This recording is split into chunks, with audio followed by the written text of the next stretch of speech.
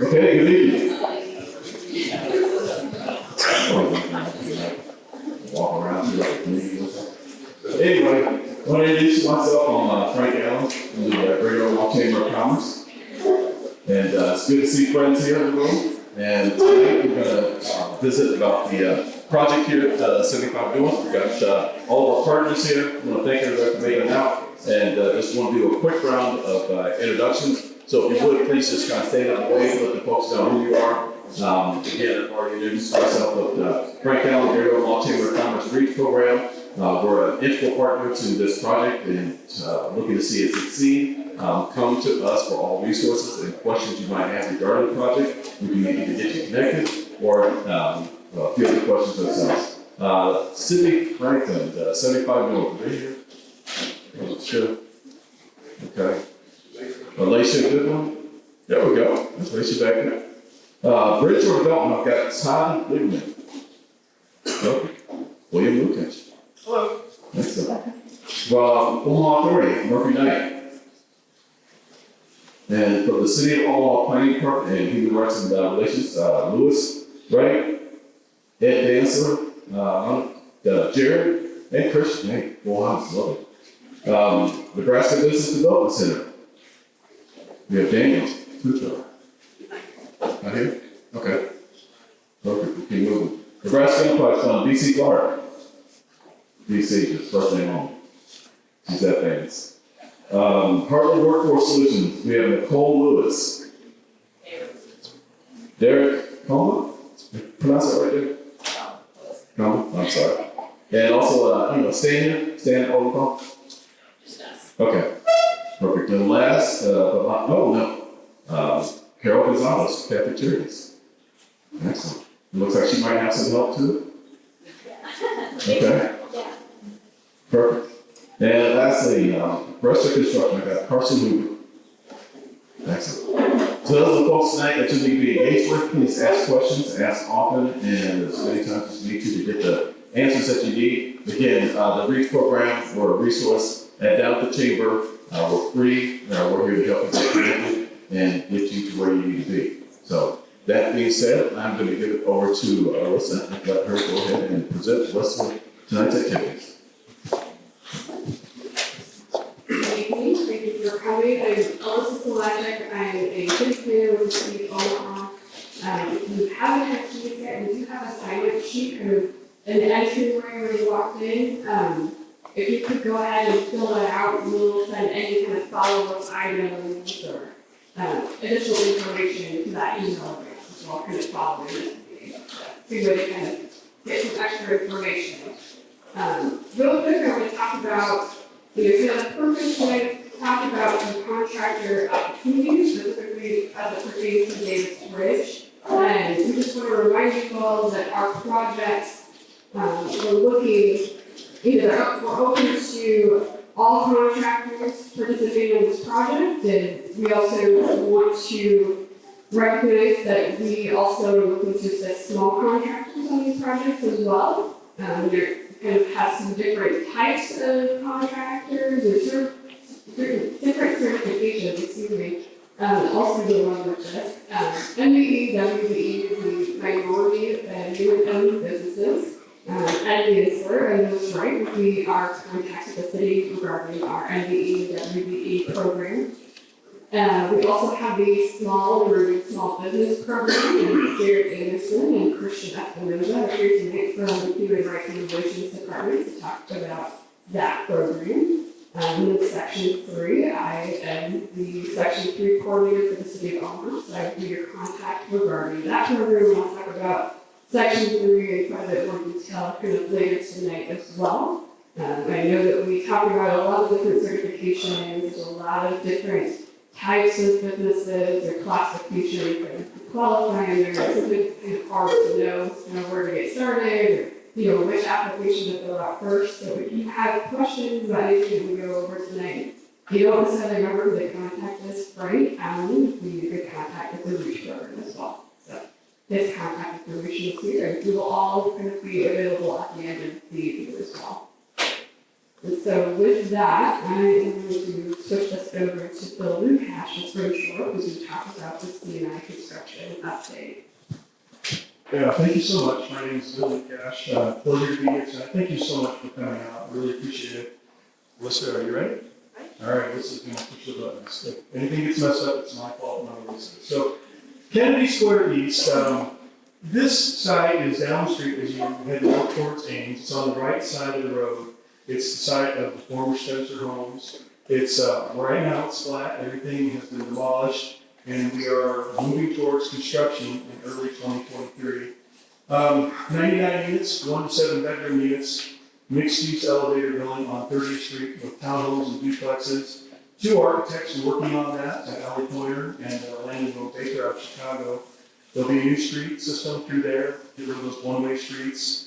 Hopefully that will improve circulation and make it a more pedestrian-friendly neighborhood going forward. Next slide, please. Davis Ridge is coming up. I'm going to talk about that in just a minute. Just this direction, right across the street, that's where Highlander 5, also known as Davis Ridge, will take place. 41 units, 1 to 3 bedroom units, walk-up townhomes. Right now, primarily, we're going to start talking about bidding for this. Restaurant Construction is here, and they're going to have a little bit more information about what they're doing in just a few minutes.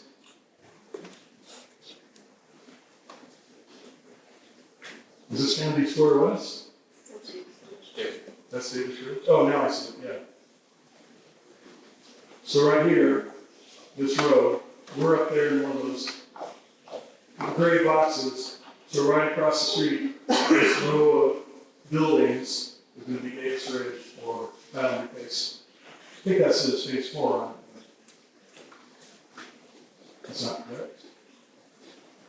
Kennedy Square West is going to be at the site of the MLK building. That will be demolished. Kennedy Square West is a 38-unit building with 1 to 3 bedrooms units. We're not going to get going on any kind of bidding on that anytime soon. It's going to be mid-2023. I shouldn't say anytime soon, but it'll be a couple months still. We will have another meeting similar to this for that effort as well. That building still stands and has not been demolished. We're just not ready to move forward with any kind of bidding work yet. Construction work on that. Okay. And so this meeting really is here to specifically talk about Highlander Phase 5 or Davis Ridge, but we will have additional meetings in the future about these other phases of development in the coming year. Probably, I would guess, maybe sometime mid-summer would be the next one that we'll have about general contracting opportunities for Kennedy Square West. Any questions about that? Thank you so much. Appreciate it. Okay, now Carson Huber from Western Construction is here to talk about the opportunities that we have available currently. So I will pass them on. Hey guys, thanks for coming out. Like she said, I am Carson with Western Construction, project manager on this one. Just a little bit of background about us, as I don't think we've worked with any of you guys. But we're always open to building new relationships with subcontractors. As you guys know, sometimes it's hard to get subs on board. So we're always looking for new relationships. So we were established in 1982, about 70 to 80 employees. First large multifamily project was in the early 90s, so we've been doing it for a little while now. We've completed over 14,000 units to date. Mostly Lincoln, Omaha, some surrounding areas. And yeah, we pride ourselves on building lasting relationships with our owners and all of our subcontractors. We've had about 95% of our work is all negotiated with the ownership group. They come back to us and ask us to do projects for them. That's what we're looking to do here with this one as well. So we can go to the next one. So yeah, 7 buildings. They're each 6 units each. In one of the buildings, there's community space. There's a couple storm shelters as well. 1, 2, and 3 bedroom units ranging from 700 to 1,300 square feet. Total interior square feet of about 53,000. So a little bit on the schedule. We will be breaking ground in May of this year. Planning on about 10 months for the first unit to turn after we start tearing up dirt. Then we'll turn over building about 1 per month after that. So a total of 15 to 16 months from turning dirt to turn over the last unit. So expected completion August, September of 2024. So, and that looks like it's the same map as you saw earlier. So as far as bidding opportunity on this one, if you would complete that sign-in sheet and fill out all your information on there, I'll send out an email probably tomorrow, actually for sure tomorrow, with all you guys on it. It'll give you a link to drawings and all the other specifications, HUD documents, and everything, I guess, required for the project. So you guys can take a look at it and see if it's the right fit for you. If you have any questions, my email's up there. I also have some business cards on my table, so you can swing by and grab that as well, or you can take a picture of it like here. We pushed it back. Some of you guys might have seen that it was the 17th, which is next Tuesday. We decided to give you guys an extra week because we knew it was kind of a tight deadline.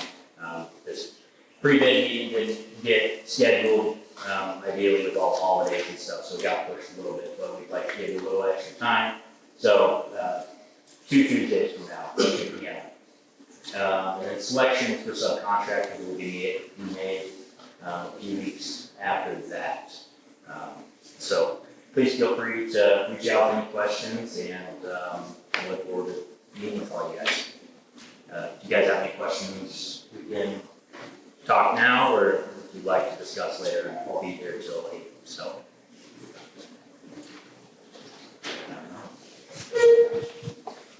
Okay, I have one question from one of the friends that I had up in the crowd. But where are the drawings going to be? Or will there be anybody else have any drawings? I know we'll have a set of drawings on the REACH program, but will it have to be anybody else with drawings? Yep, so those will get all emailed out via the link. If you guys sign up, get your email on there, I'll send a link with all the documents that you guys can do.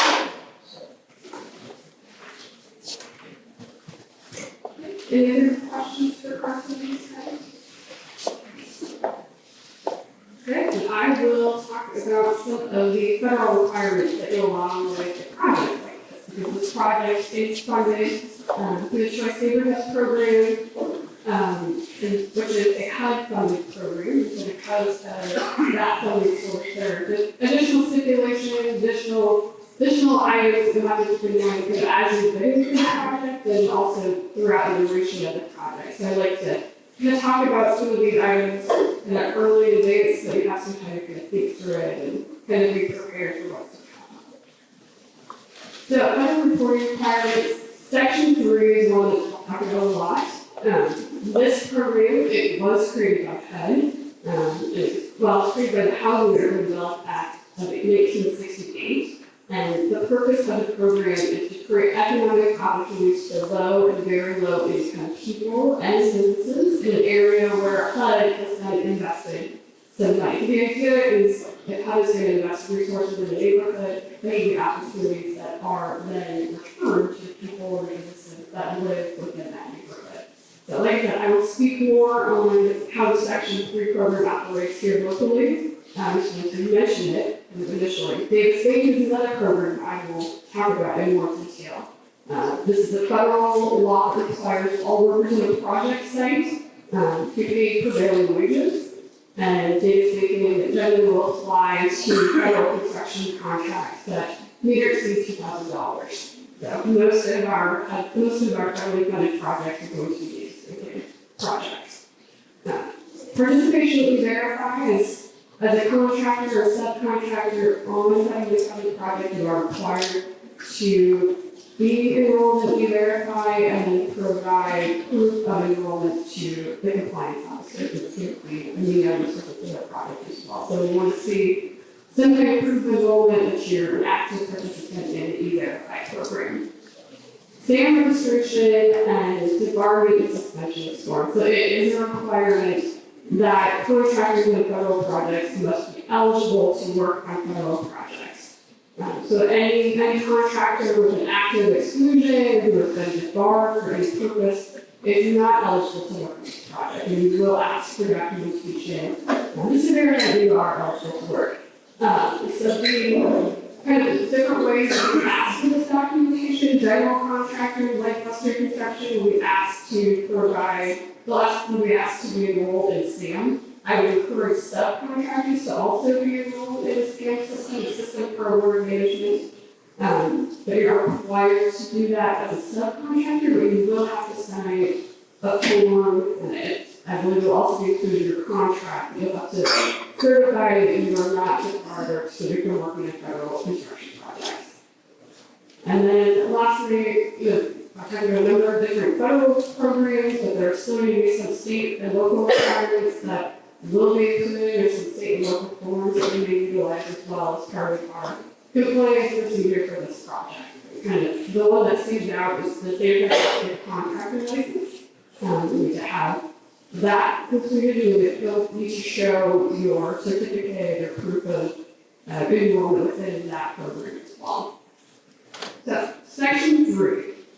This project, this is a high-funded project. There is a requirement that we pay specific attention to the section 3 program. And so I mentioned before that section 3 looks to bring opportunities to low and very low income people and businesses. So I've got some definitions up here to talk about what that program actually looks like. Because we look at section 3 as far as the section 3 worker side, section 3 program, and there's also the section 3 business side. And many of you here tonight maybe focusing more on the business side of things, and that's kind of what we're really tonight as well. The section 3 business takes on 3 different ways that we might qualify. The first is if 51% or more of your business is owned by somebody who's considered low or very low income. For the area where we're from, in our case here, it would be $53,300 if the individual unit salary. So if your individual income for the year is at or below $53,300, you could qualify as a section 3 business. Another option is 75% or more of the labor hours on your business. 75% or more of the labor hours performed by persons who are also considered low or very low income. And the last way is that 51% or more of the business owners are from public housing and section 8 assistance. So that's the business. Section 3 worker, there is the section 3 worker kind of qualification is if a person with low or very low income, again, $52,300, if they're employed by a section 3 business concern, or if they're a youthful participant. So if you are considered a section 3 business, all of your labor hours on one of our federal projects would be considered section 3 labor hours. We'll talk about that in a little bit more detail as well. But there's also a subcategory within the section 3 program called a targeted section 3 worker. And for these choice neighborhood projects like Davis Ridge, we are a targeted section 3 worker, which we consider somebody who's again employed by a section 3 business concern, a former resident of Spencer Homes, or a resident of another public housing facility or section 8 assisted housing that's managed by OHA. Last would be if you're part of a youth build program, or if you work for use of target youth build. So then certification and verification. This has kind of changed recently, so if you've seen some of our presentations before November of this year, this might be a little bit new. So what we're required to do here locally is to certify and verify eligibility of businesses within the Section 3 program. So we do have applications for tonight, and I'd be happy to meet with anybody who thinks that they meet those qualifications to kind of talk through what those forms look like. And you're actually required to certify your eligibility prior to starting on this project, and really prior to executing the contract too. So one way to kind of help you out with some of the reporting that goes with these projects, and kind of give you a little bit of a step ahead, I think, is to try and certify your business kind of now in advance, to have this information available prior to even doing a project. And these forms that we have available are either good for a number of different projects that we have going currently. If you're on the overlooking where that lake is currently under construction, these forms, you fill out these forms that will help with that process as well. Kennedy Square East, we talked about that one's coming up, and then Kennedy Square West as well. So, right. Also help as we prepare for Kennedy Square West. And like I said, the certification form itself is valid for 6 months, and you may have to provide some recertification information kind of as we go forward. But this is through the process that's been set in place, and then that information can be returned to me. There's different documents that we request based on how you qualify. So if you qualify as a first category, which is low income ownership, you need to provide proof of ownership showing you need to list the numbers and the percentage of ownership for each member. You would also need to complete a Section 3 worker form. So we have Section 3 business forms, and we also have Section 3 worker forms. So if you're a business owner, you'll actually have to fill out 2 forms and then provide an additional source of documentation. If you qualify based on your residence in public housing, your Section 8 housing, very similar process. Proof of ownership, percentage of each owner, and you'll also complete a Section 3 worker form. The last one is if 75% or more of your labor hours come from low-income workers. And so what we'll look for that is when we see the last 90 days of payroll, and then next to each worker who's on your payroll, we need to know their county of residence because that helps with identifying the appropriate income level. And then each worker who is considered Section 3 would then need to have a Section 3 worker form as well. So kind of different ways to consider how you qualify, but again, if you're help, you can talk through some of the requirements that go with this. We did have one that was able to complete certification already this evening, so I would be happy to assist. I should also specify, the last little point there is that, so the information that we collect from the choice neighborhood projects and how to use it for the city of Omaha, CDG, home funded projects as well, but it stays with the city. The purpose of these forms is for the federal projects that we administer. So we wouldn't be sharing your information with other sources or passing it on. And if you worked on, say, a project that OHA has that is not, the city is maybe not involved in, there's also an application process with OHA. And everybody is also here tonight to talk about what that vendor application looks like as well. Just to let you know there are a couple different applications. Section 3 project, 25% of the labor hours on the project are Section 3 workers. So that's, and then also within that, another 5% needs to come from targeted Section 3 workers. And I can mention that if you're a Section 3 business, all of your labor hours are considered Section 3 worker labor hours. And so, our general contractors like Contractor construction are aware that these benchmarks through the rules that they have as far as Section 3 participation on this project. And so in order to achieve these goals, they need to contract with Section 3 businesses. So that's part of why we're talking about Section 3 tonight too, that it really is important when we have, we're tracking Section 3 participation, and if you qualify as a Section 3 business, I think it's in your best interest to go ahead and complete the form and be part of this program. So that is kind of where the labor hour portion comes from. If you're on the project, we'll also ask that you have a Section 3 plan kind of going into the project.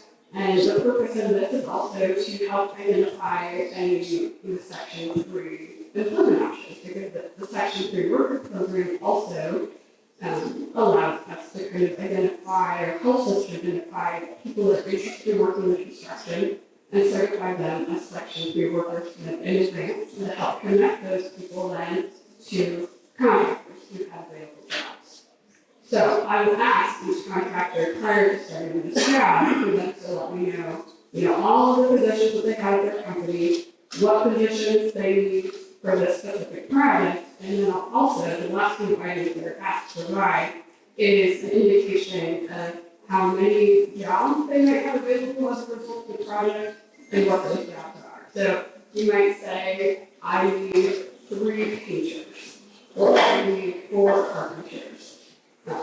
So that way we can know kind of in advance, the city and Brewster and Bridgeport, they kind of know that we have these possible job opportunities available and help connect people to that type of employment. Like I said, each project we track labor hours. Each contractor we ask to provide total labor hours, total section 3 labor hours, and then also total target section 3 labor hours. So that was the section 3 program. I also am going to quickly talk about data spanking. Data spanking then, the general contractor is expected to be familiar with data spanking practices and then kind of guide the compliant portion throughout the project. So they will go into this project with a plan in place. That plan will be communicated to subcontractors who then will kind of follow the compliance plan of law. And so what we have is a wage determination that's available for each project. We have copies of this here tonight. And so each worker that's on the project has to match a classification listed on that wage determination. And then each classification has a prevailing wage associated with it. So each worker is supposed to be paid at or above that prevailing wage. And when I talk about prevailing wage, I'm talking about the hourly rate plus fringe benefit rate. So each worker must kind of meet that prevailing wage requirement.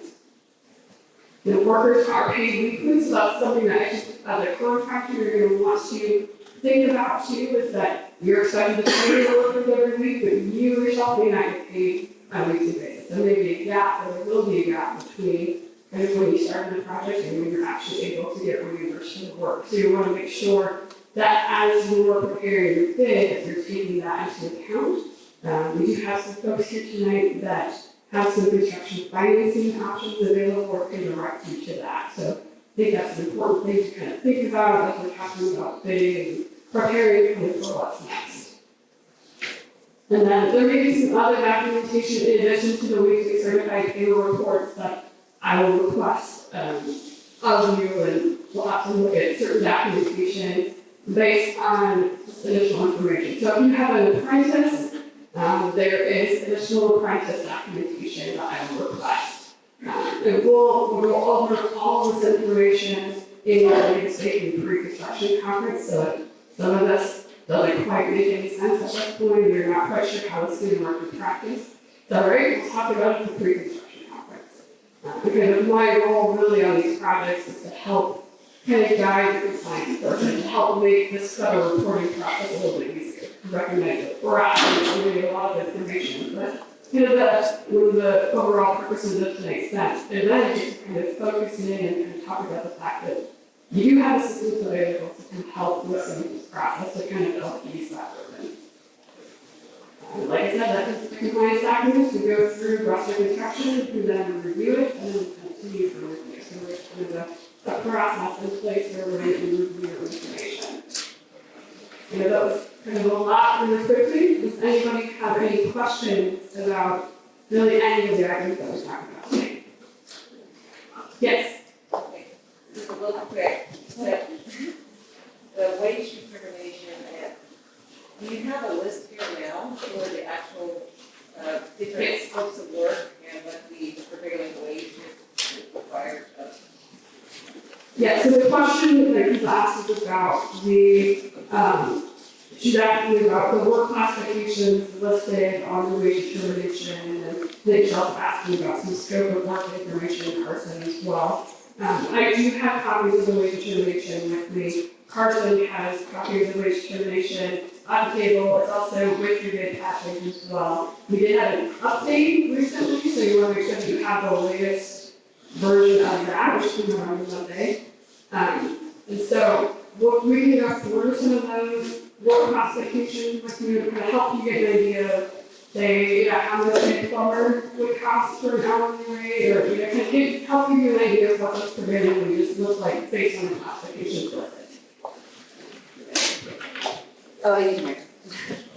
So Kennedy Square, I believe it is, Kennedy East, Kennedy West, those are also federally funded? Yes. So I don't recall, so the company I work for has looked at bid packages or bid information for Davis Ridge and Kennedy Square, but I don't recall getting documentation. Like, it seems like with Davis Ridge, there was a lot of sort of, how do I say it? Like, after receiving the bid, we received other information about the HUD program and all these documents that we would need if we were awarded the project. I don't recall seeing the same information for Kennedy Square or Kennedy West. Am I saying that right? So, Is it Kennedy Square, Kennedy West? Kennedy Square East, Kennedy Square West. Thank you, Kennedy yeah, Square. so Kennedy Square West, they're kind of a subcontractor collection stage at this point. So that we're looking at contracts for subcontractors. And so we had a meeting with general contractors and kind of looked at and talk about this kind of information as well. So I don't know. Was there another reason? It's a different general contractor on that project, so it could be that the information was shared a little bit different. I know. It may be I'm not okay. quite sure. At least for West though, we have not put that on after the just yet. So that's kind of good come. So you've just seen the Kennedy Square East that I believe. Right, is that right? So that was what we talked about Yeah. tonight. Okay. Yeah, I think conference, I can really show about that. Yeah, we've had a 5 or 6 of these public meetings of different types. And there was a public process to select the contractor for Kennedy Square East. And that contractor went to the street with subcontractor bids and there were meetings on it as well. Okay, so then just a quick question. So is the general contractor, is this a requirement for the general contractor or is each subcontractor also required to follow these requirements and certifications? You get what I'm saying? Is it Everyone. everyone? Okay, thank you. Okay, So it's still be in all, for every subcontractor, it will be in your contract documents with the general contractor. And the data statement requirements, section 3 will all be okay, required of all subcontractors. okay. Over $2,000 a contract, so that means basically, I think that's the first, right, $2,000? There's no, sorry, no pressure from this project. Yeah, and there's a section 3 the section 3 requirements, they say the requirements apply to everybody. There may be some differences depending on if you're a general contractor or subcontractor. Like for us, we talked about the SAM certification. So a general contractor needs to be in SAM, a subcontractor can be in SAM, but there's also a different form that they might have to fill out instead. So there might be some variations, which we were talking about kind of when you're at a contract stage, and also we'll have a pre-construction meeting, probably separate for Davis Bacon and section 3 to kind of hone in on the requirements specifically for you as subcontractors for these projects. Thank you. Any other questions? Okay, well, I think that we're ready to kind of switch to the next part of tonight's meeting.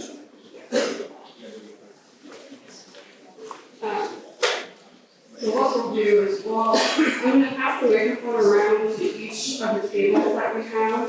And then at those tables, they'll speak for maybe a couple of minutes about the information that they have available to speak with you all about tonight. And so then once we kind of go around all these tables, feel free to also walk around and speak to any of the resource providers here that you have interest in or questions about, like Carson, visiting over in this direction, I'll be over there, OJ will be over there as well. So I'm just going to pass the microphone around each table, and then once we're on that table, we'll disperse. So we're going to start with the first table here. Lewis Wright is going to talk about the city contractor applications. Thank you. Since it's a contractor event, this is one of the programs that we run. This is for residential rehabilitation program. There's a number of programs that we perform the bidding for the homeowners. And then what we're doing is we have applications that you can submit you do all the processing and vetting of it. Once you become certified, qualified to participate as one of our contractors, as well as having a contractor license would be the most beneficial thing. A minimum is like a Class E contractor license. But once you're vetted in, there's an opportunity where we send out notification to all of our participating contractors, so you'll know when the open houses are, and then when the bid dates are due, you get your bids in, and then you make a formal announcement afterwards, notifying the contractor that won that contract. So I have applications in some of the other program, other rehabilitation programs that the city of Omaha offers.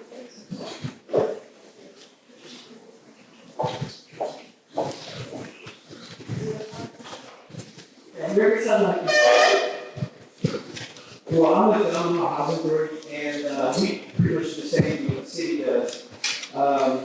You just fill out a vendor application, and it kind of tells us what your criteria is, what you can do. Like if you're a worker, if you're a concrete guy, or you do whatever. You fill out a vendor application, you put that information on there.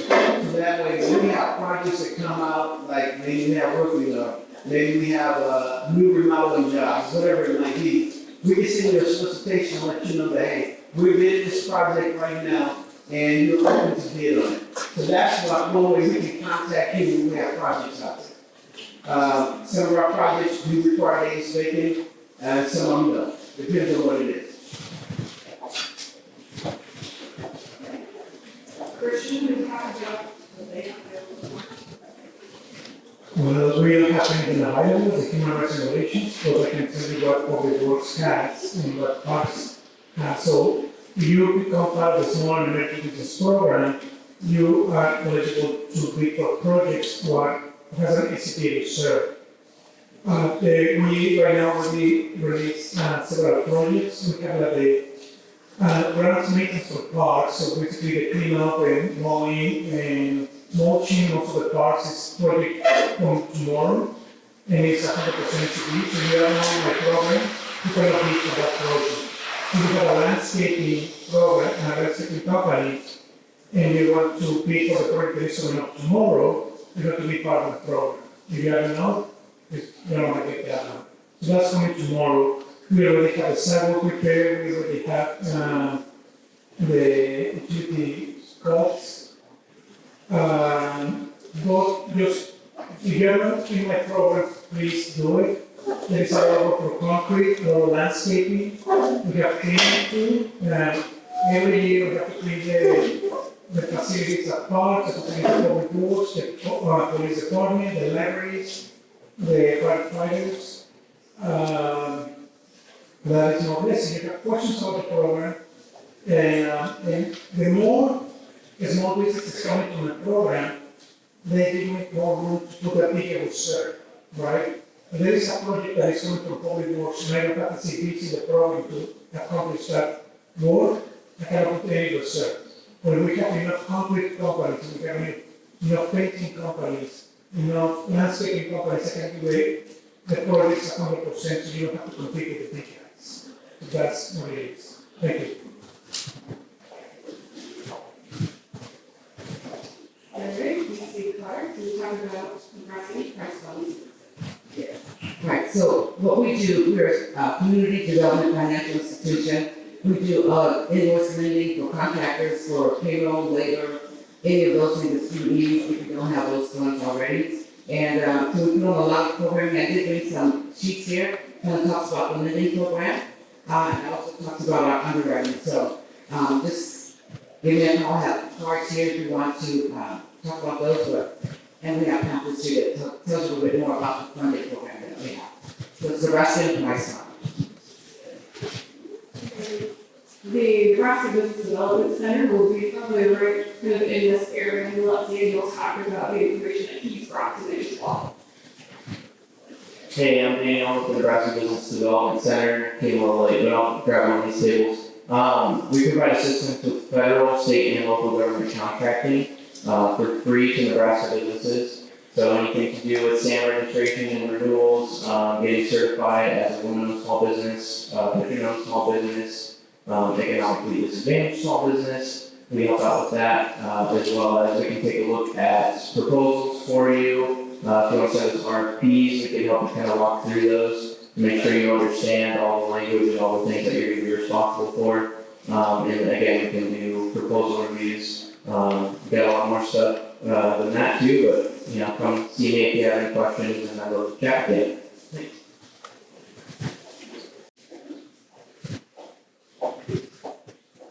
Alright, Frank, would you like to talk about the services? Well, Frank now is here to talk about different services the chamber provides. If you have questions about, how to bid or how to prepare to bid, the chamber can help guide that process with good resources for contractors specifically. If you have questions about some of the services the chamber provides, including the construction 101 program or other programs that might be available to the chamber, that would be your resource. Now, switch over to Kathy, and we'll talk about this. Hi everyone. So what we offer in the micro business program is business consulting. So for any kind of verticals that you have with your, if you have an LLC, you need to do the annual report or communicate with the Secretary of State, IRS, any other entity. We can help with that. We also can help you process your DOT number, get in touch with the FMCSA. Get the contractor registration ready and updated. We also provide a little business training where people have all the essentials of owning a business from New York City, what kind of taxes you will be responsible for, basic accounting, HR, and more. We also have micro-lending, up to 10,000. Once you graduate from the training, you're able to apply for that loan. And if you need more capital, we can also help you apply to our other grants or other loans with other agencies. And we also have networking opportunities. We are constantly putting out there seminars that will help you get more knowledge on things that are going for you, like reading blueprints or putting together a plan and estimate. So if you have any questions, you can for you. So everyone, I'm partly workforce solutions, talking about the programs. Hi everyone, I am Nicole, and I work at Heartland Workforce Solutions, and HWS is pretty cool because it's the entity that receives government funding for workforce development programs for Washington, Douglas, and Sarpy County. So some of those include short-term credentials, licensing, trainings, to upskill and help folks either get into employment or keep their current employment and just kind of climb the ladder and level up. And a lot of that falls under our grant program, which is there overseas. We also have some on-site partners that are housed out of HWS. Some of those are Department of Labor, Department of Health and Human Services, Job Corps, Veteran Services, Youth Services, and some senior services. So we try to be a one-stop shop for workforce development and folks. We have workshops there, career fairs, a resource room. So yeah, come check us out.